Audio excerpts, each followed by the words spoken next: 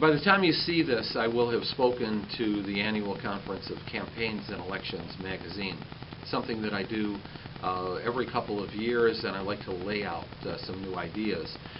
This year, instead of the election, the view from the left and the view from the right, what I'm telling them is a view of the election from the left brain and the right brain. The left brain is obvious. I'm a pollster. We work with statistics.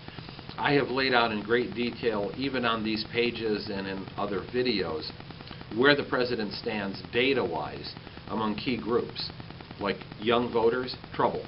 African American voters, high opportunity.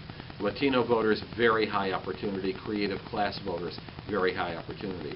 I've also looked at, from the left brain, some of the strengths that data-wise that Mitt Romney has. Does very well among white voters, even better than John McCain 4 years ago. Extremely well among conservative voters, right around where John McCain was in 2008. Those are really good opportunities. I think in terms of discussing further what these guys need to do, I need to shift over to the right brain and have a look at what campaigns really are all about. How do you speak to the heart and the soul? What really grabs voters? What's the emotional side of the president?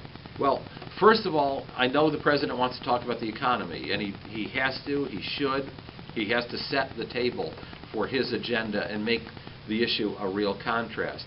By the same token, what he has to do is show and document that he really understands the middle class. He understands that they're losing ground. He understands that 40% of the wealth of the average middle class person is gone.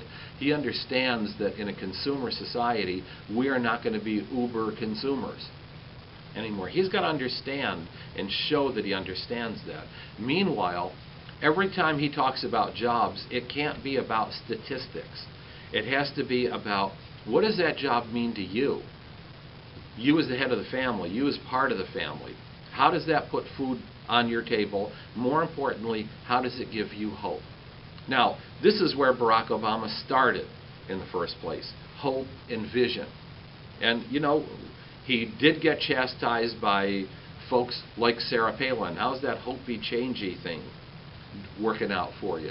But the bottom line is, he has to restore that sense of hope and change. And he also has to show that government has got to be a critical player at this point in time in getting us out of the mess we're in.